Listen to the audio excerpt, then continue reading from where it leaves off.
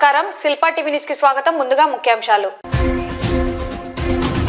ఘనంగా ప్రారంభమైన రాష్ట్ర స్థాయి ర్యాంకింగ్ చెస్ పోటీలు. పత్తి రైతులు నంద్యాలలో ఏర్పాటు చేసిన సిసిఐ కేంద్రాలలో పత్తిని అమ్మవచ్చని పేర్కొన్న వ్యవసాయ మార్కెట్ యార్డ్ మేనేజర్. నంద్యాల మీదుగా శబరిమలకి వెళ్లేందుకు 8 రైలు సర్వీసుల ఏర్పాటు. పంచముఖ ఆంజనేయ స్వామి దేవస్థానంలో ఆవృతి రుద్ర సహిత కుబేర పాశుపత హోమం. ఆదాని సేవలో కూటమి ప్రభుత్వం ప్రజలపై వేసిన విద్యుత్ ఛార్జీల భారాన్ని నిరసిస్తూ సిపిఎం ఆధ్వర్యంలో విద్యుత్ బిల్లుల దగ్ధం. పంచాయతీరాజ్ మరియు గ్రామీణ అభివృద్ధి శాఖ ఆధ్వర్యంలో ఎంపీడీఓ కార్యాలయంలో శిక్షణా కార్యక్రమం. గిరిజన టీచర్లపై ప్రభుత్వం మొండి వైఖరి విడనాడాలని విజయవాడ ధర్నా చౌక్ లో దద్దరిల్లిన అవుట్సోర్సింగ్ ఉపాధ్యాయుల ధర్నా.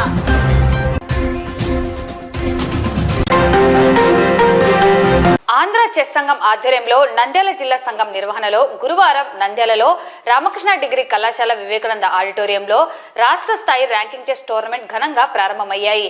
నంద్యాల జిల్లా చెస్ సంఘం అధ్యక్షులు డాక్టర్ రవికృష్ణ అధ్యక్షతన ప్రధాన కార్యదర్శి రామసుబ్బారెడ్డి నిర్వహణలో జరిగిన ప్రారంభోత్సవ కార్యక్రమంలో రామకృష్ణ విద్యా సంస్థల చైర్మన్ డాక్టర్ రామకృష్ణారెడ్డి ముఖ్య అతిథిగా, నంద్యాల ఐఎంఏ అధ్యక్షులు డాక్టర్ మధుసూదన్ రావు, నంద్యాల లయన్స్ క్లబ్ అధ్యక్షులు నిజాముద్దీన్, నంద్యాల జిల్లా ఆర్యవైశ్య సంఘం అధ్యక్షులు భవనాసి నాగమహేష్ గౌరవ అతిథులుగా పాల్గొని టోర్నమెంట్ ను ప్రారంభించారు.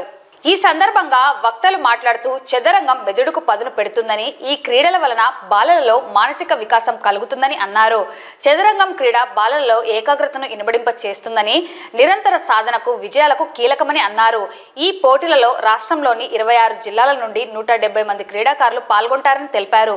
ఇందులో విజేతలుగా నిలిచిన వారు రాష్ట్రం తరపున జాతీయ స్థాయి పోటీల్లో పాల్గొంటారని తెలిపారు. భవిష్యత్తులో జాతీయ స్థాయి ర్యాంకింగ్ టోర్నమెంట్ నంద్యాలలో నిర్వహిస్తామని వారు ప్రకటించారు. ఈ టోర్నమెంట్లో వివిధ వయసు కేటగిరీలలో మొదటి 10 స్థానాలలో నిలిచిన క్రీడాకారులకు నంద్యాల లయన్స్ క్లబ్ యువజన విభాగం సౌజన్యంతో బహుమతులు అందజేస్తామన్నారు. ఈ కార్యక్రమంలో నంద్యాల లయన్స్ క్లబ్ కార్యదర్శి సిరిగిరి రమేష్, కోశాధికారి Mamila Nagaraju, tournament chief arbiter Govind G R, జిల్లా చెస్ సంఘం ప్రధాన కార్యదర్శి రామసుబ్బారెడ్డి, టోర్నమెంట్ పర్యవేక్షకురాలు సుజాత, జిల్లా చెస్ సంఘం సంయుక్త కార్యదర్శులు రాజా చక్రవర్తి, ఇమాం, కోశాధికారి నాగ శ్రీనిష్, లయన్స్ క్లబ్ సభ్యులు రత్నకుమార్, సుజిత్ రాఘవ, రాష్ట్రం నలుమూల నుండి వచ్చిన చదరంగం క్రీడాకారులు, వారి తల్లిదండ్రులు పాల్గొన్నారు. చాలా సంతోషం. నంద్యాల పట్టణంలో స్టేట్ లెవెల్ చెస్ టోర్నమెంట్స్ని ఇక్కడ కండక్ట్ చేయటం, దాదాపుగా ఇక్కడికి 170 మందికి పైబడి విద్యార్థులు పాల్గొనడం, ఈ కాంపిటీషన్స్ ద్వారా, ఈ టోర్నమెంట్స్లో పార్టిసిపేట్ అవ్వడం ద్వారా నెక్స్ట్ నేషనల్ లెవెల్కి ఎదిగేటువంటి అవకాశం, నేషనల్ లెవెల్ కాంపిటీషన్స్లో పార్టిసిపేట్ చేసుకునేటువంటి అవకాశం మీకు లభిస్తుంది. చాలా సంతోషంగా ఉంది. ఈరోజు ఈ కార్యక్రమంలో పాల్గొన్నటువంటి చెస్ క్రీడాకారులందరినీ కూడా మనస్ఫూర్తిగా అభినందిస్తున్నాం. భవిష్యత్తులో ఇండియాలో మనం ఒలింపిక్ గేమ్స్ని జరుపుకునేటువంటి అవకాశం కూడా ఉంది. దానికి ఇది ఒక ప్రాక్టీస్ లాగా పనికొస్తుంది. క్రీడా భారతి కూడా గేమ్స్ని ఎంకరేజ్ చేయడం కోసం, ప్రత్యేకించి పాత క్రీడలు ఏవైతే ఉన్నాయో ఆ క్రీడలన్నింటినీ ముందుకు తీసుకురావడం కోసం గ్రామీణ ప్రాంతం నుంచి పట్టణ ప్రాంతం వరకు ఉన్నటువంటి అన్ని క్రీడాకారులందరినీ కూడా ప్రోత్సహిస్తూ ముందుకు తీసుకెళ్లాలన్నటువంటి సంకల్పంతో క్రీడా భారతి కూడా కృషి చేస్తుంది.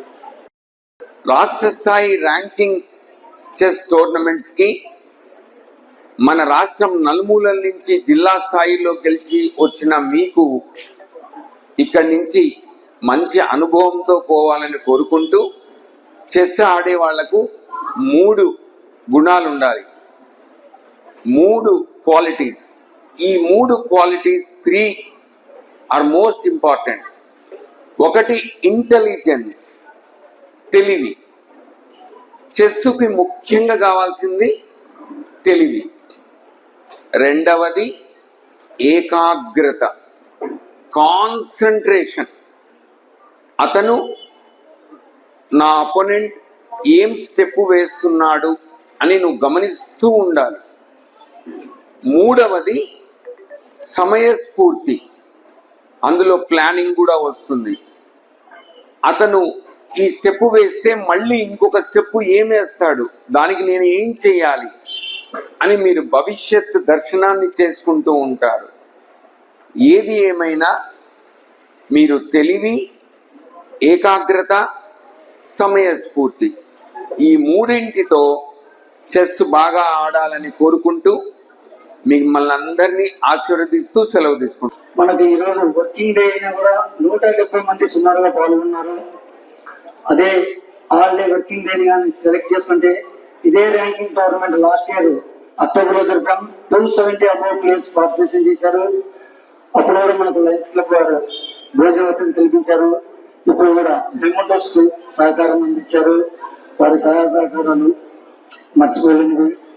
అదేవిధంగా మనకు ఎప్పుడు వెన్యూ కావాలన్నా అందరూ అడుగు ఇస్తారు. నేను అడగకపోయినా ఇక్కడ తీసుకోండి అనే దానికి ముందుకు ఉన్న రామకృష్ణ సార్ గారికి నా ధన్యవాదాలు తెలియజేస్తున్నాను సార్.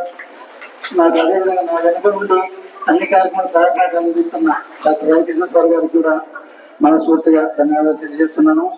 సమాజంలో మనుషులందరూ తోటి మనుషులతో సంబంధాలు తగ్గించి యాంత్రికమైన కంప్యూటర్లతో, మొబైల్స్తో వాళ్ళ యొక్క విలువైన సమయాన్ని వెచ్చిస్తున్నారు. అవి వాళ్ళను ఇంకా ఒత్తిడిలో నెడతాయి తప్ప వాళ్ళకు ఎలాంటి మానసిక ప్రశాంతత ఏమి ఇవ్వరు. కాబట్టి ఎస్పెషల్లీ చదువుకునే విద్యార్థులు మనము వాళ్ళ యొక్క దైనందిన చదువుతో పాటు స్పోర్ట్స్లో కూడా, క్రీడలలో కూడా, మానసికంగా ఉల్లాసంగా ఉంచే క్రీడలలో కూడా పాల్గొని వాళ్ళు సంపూర్ణ ఆరోగ్యవంతులుగా కావాలని కోరుకుంటున్నాను. నంద్యాలలో కాటన్ కార్పొరేషన్ ఆఫ్ ఇండియా కేంద్రాలలో పత్తి రైతులు పత్తిని అమ్మవచ్చని, ఈ అవకాశాన్ని ముందుగా రిజిస్ట్రేషన్ చేసుకున్న వారైనా, ఏ జిల్లాలకు చెందిన వారైనా అమ్మవచ్చని కాలయాపన లేకుండా వెంటనే అమలు చేపడుతున్నారని, ఈ అవకాశాన్ని రైతులు సద్వినియోగం చేసుకోవాలని నంద్యాల వ్యవసాయ మార్కెట్ యార్డ్ మేనేజర్ పేర్కొన్నారు.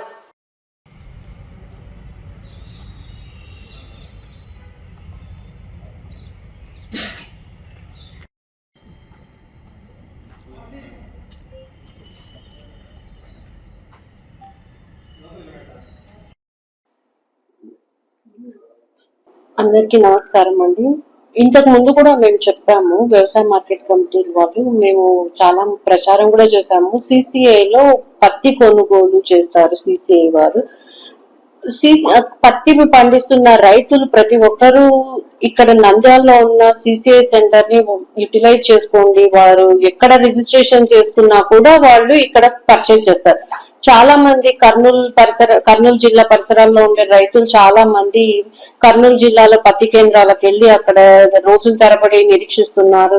దానివల్ల చాలా ఇబ్బంది పడుతున్నారు అని పేపర్లలో కూడా అడ్వర్స్ న్యూస్ రావటం జరిగింది. కానీ ప్రతిసారి మేము చెప్తూనే ఉన్నాం, మీరు కర్నూలు జిల్లాలో రిజిస్ట్రేషన్ చేసినా, కర్నూలు దగ్గర రిజిస్ట్రేషన్ చేసినా కూడా మీరు నంద్యాల పట్టణంలో ఉండే సిసిఐ సెంటర్ ని మీరు విజిట్ చేయండి అన్నమాట. అక్కడ కంపల్సరీ సిసిఐ సెంటర్ వాళ్ళు రైతుల కోసం ఎదురు చూస్తున్నారు, వాళ్ళు పత్తి కొనుగోలు చేయడానికి. నేను ప్రతి ఒక్క పత్తి రైతులకి నేను ప్రార్థించడం ఏమనగా, మీరు నంద్యాల సిసిఐ సెంటర్ లో వచ్చి నిరీక్షణ లేకుండా, అంటే వాళ్ళ ట్రాక్టర్లకి బండ్లకి మాకు బాడిగ చెల్లించాల్సి వస్తుంది అక్కడ నిరీక్షించడం వల్ల అన్నది ప్రతి ఒక్క రైతులు చెప్తున్నారంట మీడియా వారికి. అందుకోసం మీరు ఎప్పుడు వచ్చినా, ఏ సమయంలో వచ్చినా సిసిఐ వారు పర్చేజ్ చేయడానికి రెడీగా ఉన్నారు. కావున ఈ అవకాశాన్ని పత్తి రైతులు ప్రతి ఒక్కరూ అక్కడికి వెళ్లేదేదో కర్నూలు జిల్లా పత్తి కేంద్రానికి వెళ్ళడం ఏదో, ఇక్కడ నంద్యాల జిల్లా పత్తి కేంద్రంకి వస్తే ఈ నిరీక్షణ ఉండదు. వారికి అంతే సమయం, అంతకంటే చాలా తక్కువ సమయంలో వాళ్ళు ఇక్కడ సిసిఐ వాళ్ళు పత్తి కొనుగోలు చేస్తారు. ఈ అవకాశాన్ని ప్రతి ఒక్క పత్తి రైతు సద్వినియోగం చేసుకోవాలని నేను చెప్తున్నాను. ప్రతి ఒక్క పత్తి రైతు కోరుతున్నా, మీరు ఎక్కడ రిజిస్ట్రేషన్ చేసుకున్నా సంబంధం లేదు, ఎక్కడ చేసుకున్నా మీరు వన్స్ రిజిస్ట్రేషన్, మీరు దానికి సంబంధించిన పత్రాలు మీరు ఒకసారి చూపించారంటే పత్తి కొనుగోలుకి ఎఫ్సిసిఐ వాళ్ళు తప్పకుండా ఉంటారు. ఈ అవకాశాన్ని పత్తి రైతులు సద్వినియోగం చేసుకుంటారని నేను కోరుతున్నాను. దక్షిణ మధ్య రైల్వే శాఖ నంద్యాల మీదుగా శబరిమలకి వెళ్లే స్వామి అయ్యప్ప భక్తులకు ప్రయాణ సౌకర్యార్థం ప్రత్యేకంగా 8 రైళ్లను నంద్యాల మీదుగా నడపడం జరుగుతుందని రైల్వే అధికారులు వెల్లడించారు. ఈ మేరకు గుంటూరు డిఆర్యు సిసి అధికారి ఎన్ఎండి జుబేర్ బాషా రైళ్ల రాకపోకలు వాటి వివరాలను తెలియజేశారు.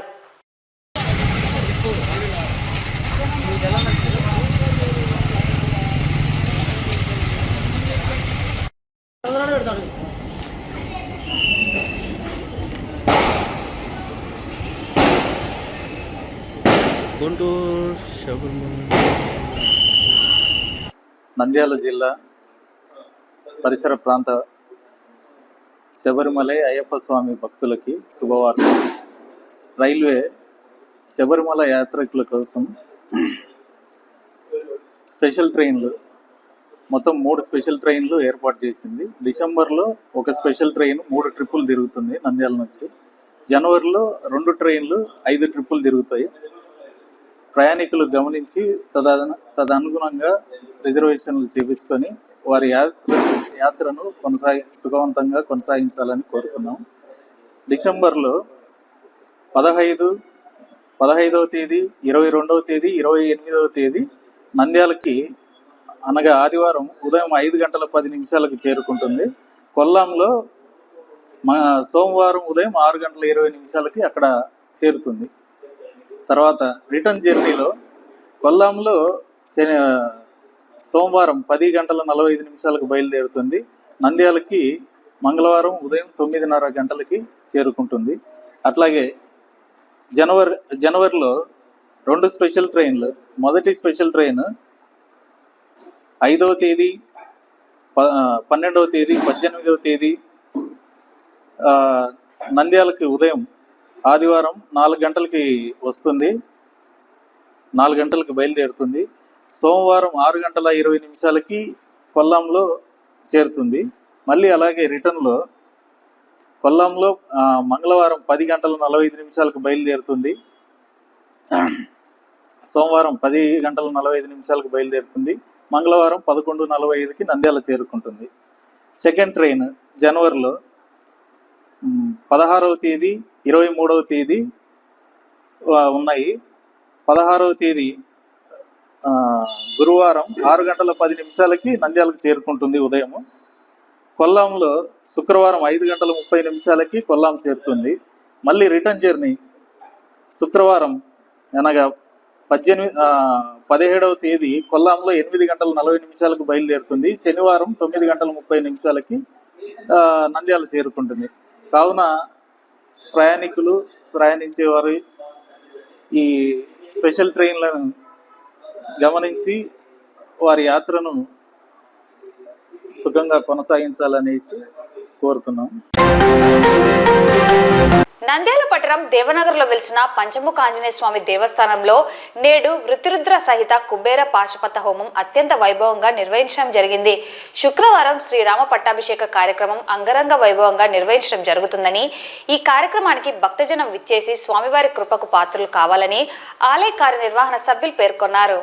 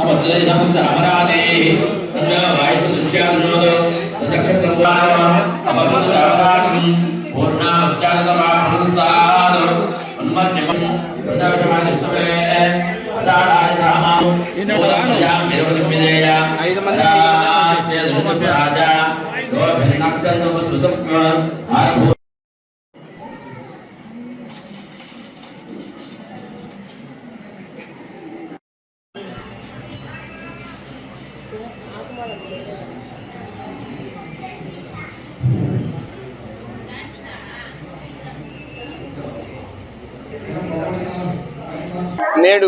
హనుమద్వ్రతాన్ని రేపు మార్గశిర శుద్ధ త్రయోదశి నాడు హనుమద్వ్రతాన్ని పురస్కరించుకుని నంద్యాల దేవనగర్ లో వేయించేసి ఉన్నటువంటి శ్రీ పంచముఖి హనుమత్ సేవిత లలితా పట్టాభిరామాలయంలో హనుమద్వ్రతానికి సంబంధించిన పూజా కార్యక్రమాలను కమిటీ సభ్యులు, అధ్యక్షులు, గౌరవాధ్యక్షులు, కమిటీ సభ్యుల సహకారంతో, సమస్త పురజన సహకారంతో ఎంతో వైభవోపేతంగా నిర్వహించడం జరుగుతూ ఉంది.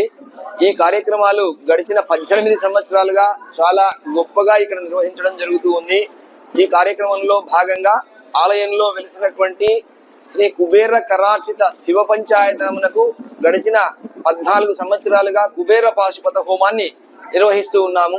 ఈ కుబేర పాశుపత హోమంలో 121 రుద్రాభిషేకాలు 11 మంది ఋత్వికులతో 11 ఆవృతులు మహన్యాసపూర్వకంగా జరిపించి సమస్త భక్తజనంతో అనేక రకాలైనటువంటి అభిషేకాలను నిర్వహించి ఫలరసాలతో, కొబ్బరి తీర్థంతో, అదే విధంగా పంచామృతాలతో, పాలతో, నువ్వుల నూనెతో, నవధాన్యాలతో శివయ్యకు అభిషేకాన్ని నిర్వహించి అనంతరము కుబేర పాశుపత హోమ కార్యక్రమాన్ని నిర్వహించడం జరుగుతుంది.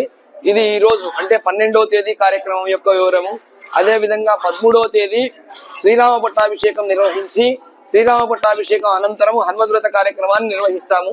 శ్రీరామ పట్టాభిషేకాన్ని ఇక్కడ మార్గశిర శుద్ధ త్రయోదశి నాడు ఎందుకు నిర్వహిస్తామంటే గత సంవత్సరం డిసెంబర్ 2వ తేదీ సుముహూర్తంలో చాలా అంగరంగ వైభవంగా దేశవ్యాప్తంగా ఉన్నటువంటి సమస్తమైనటువంటి నదీ జలాలు, సముద్ర జలాలు, పుష్కరిణీ జలాలను 6 సుబ్రహ్మణ్య క్షేత్రాలు, పంచభూత లింగాలు, 12 జ్యోతిర్లింగాల్లో 8 జ్యోతిర్లింగాలు, అన్ని జీవనదులు, దేశవ్యాప్తంగా ఉన్నటువంటి సమస్తమైనటువంటి జీవనదులు బ్రహ్మపుత్ర, సింధు, గంగా, యమున, సరస్వతి, కావేరి, నర్మదా, కృష్ణ, గోదావరి సంగమ స్థానాలు, అంతర్వేది స్థానాల నుంచి కూడా నదీ జలాలను, సముద్ర జలాలను సేకరించి రామాయణం అరణ్యవాసం ఎక్కడ జరిగిందో ఆ ప్రాంతాల నుంచి అంటే నాసికాత్రయంబకం మొదలుకొని అంతర్వేదిలో గోదావరి నది కలిసే ప్రాంతం వరకు వివిధ క్షేత్రాల నుంచి గోదావరి జలాలను ప్రత్యేకంగా సేకరించి సుముహూర్తంలో చతుర్వేద పారాయణం జరిపిస్తూ శ్రీరామ పట్టాభిషేకాన్ని నిర్వహించడం జరిగింది.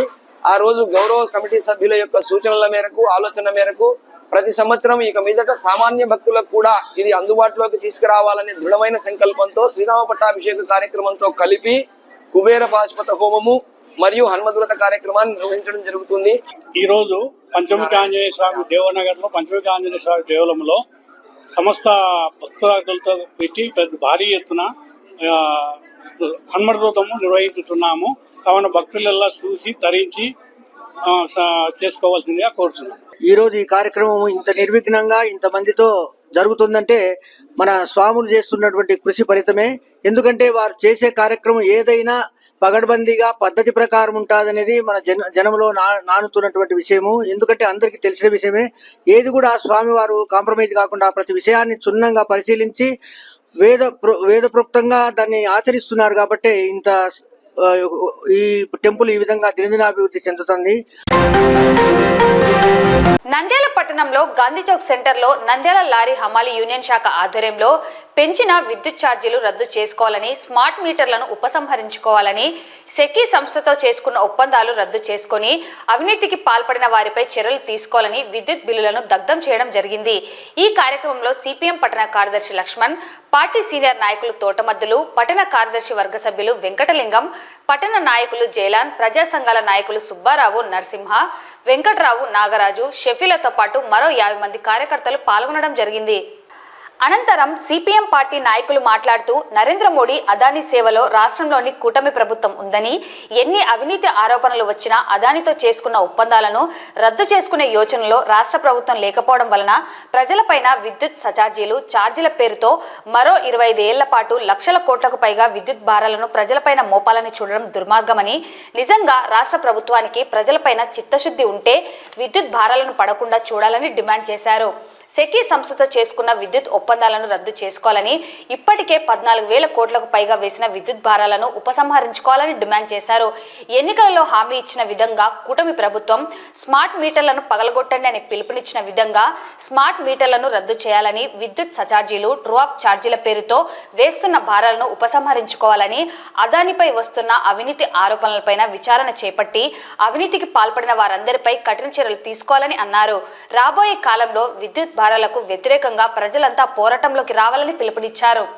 సిపిఎం పార్టీ రాష్ట్ర వ్యాప్తంగా ఈ నిరసనలను తెలియజేయడానికి కారణం ఏమిటంటే గతంలో అధికారం లేకముందు ఈ యొక్క కూటమి ఏదైతే ఉందో అందులో ప్రధానంగా ఈనాటి ముఖ్యమంత్రి చంద్రబాబు నాయుడు ఆయన కుమారుడు నారా లోకేష్ గారు మాట్లాడిన మాటలకు ఇప్పుడు చాలా తేడా ఉంది. ఏం మాట్లాడారు? ఆ రోజు 1750 కోట్ల రూపాయలను లంచంగా తీసుకుని ఈ యొక్క జగన్మోహన్ రెడ్డి ఆదానికి లొంగి ఆ యొక్క పరిస్థితులలో ఒప్పుకున్నాడు కాబట్టి మేము వస్తే వాటిని తగ్గిస్తామని చెప్పినటువంటి ఈ పెద్ద మనుషులు ఈ రోజు నోరు మెదపకుండా ఉన్నారు.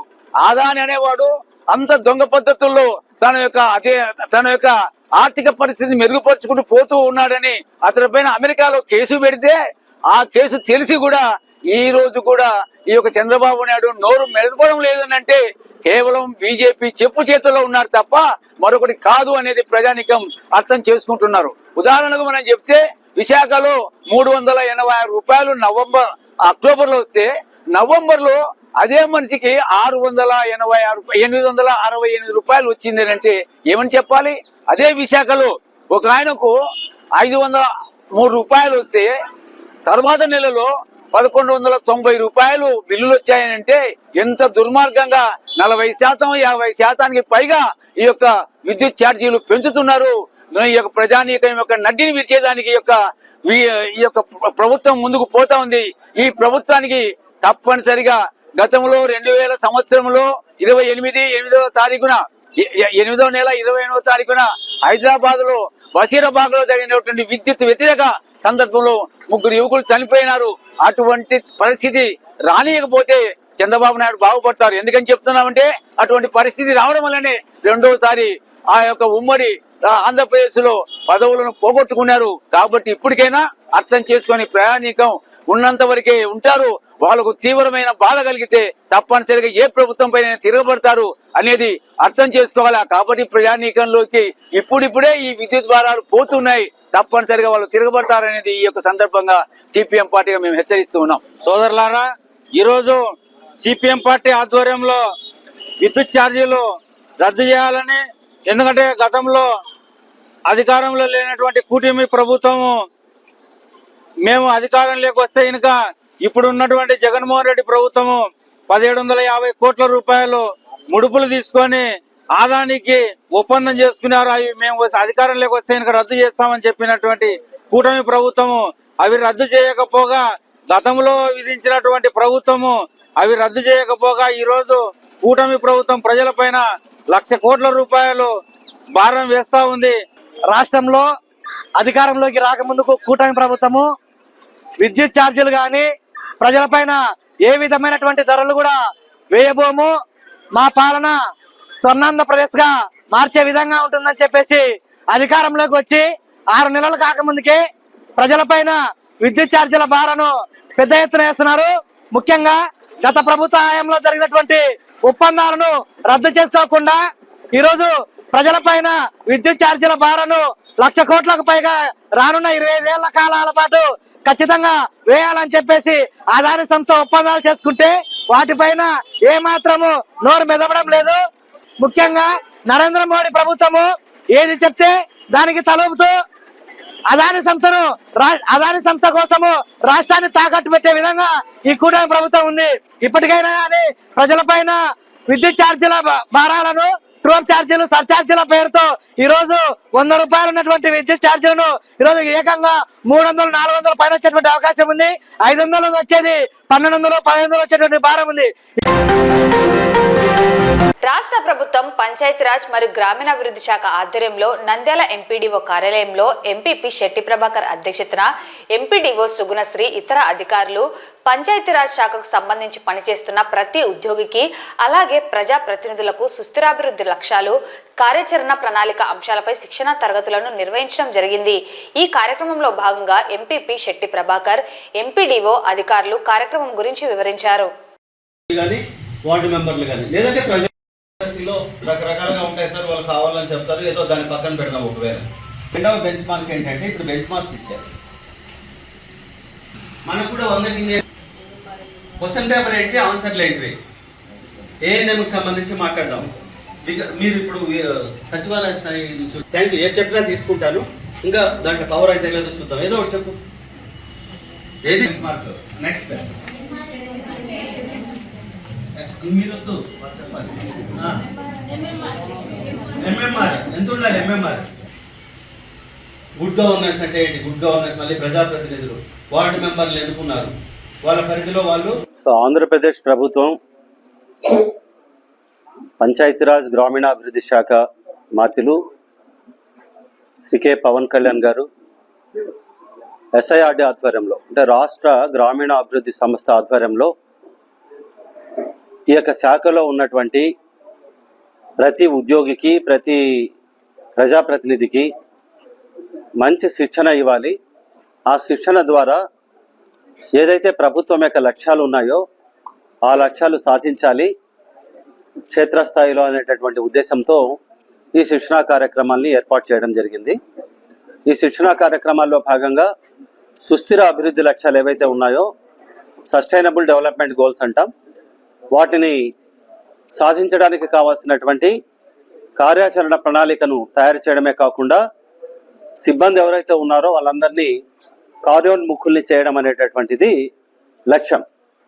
సుస్థిర గ్రామాభివృద్ధి ప్రణాళిక అనే అంశం మీద శిక్షణా కార్యక్రమాన్ని ఏర్పాటు చేసి ఈ శిక్షణా కార్యక్రమానికి గ్రామస్థాయి సర్పంచులు మరియు సచివాలయ మరియు మండల స్థాయి అధికారులకు గ్రామాల్లో అభివృద్ధి ఎలా సాధించాలి, అభివృద్ధి ఎలా జరగాలి అనే విషయం మీద శిక్షణా అధికారుల ద్వారా మండల ప్రజా పరిషత్ కార్యాలయంలో ఈ శిక్షణ కార్యక్రమాన్ని ఏర్పాటు చేయడం జరిగింది.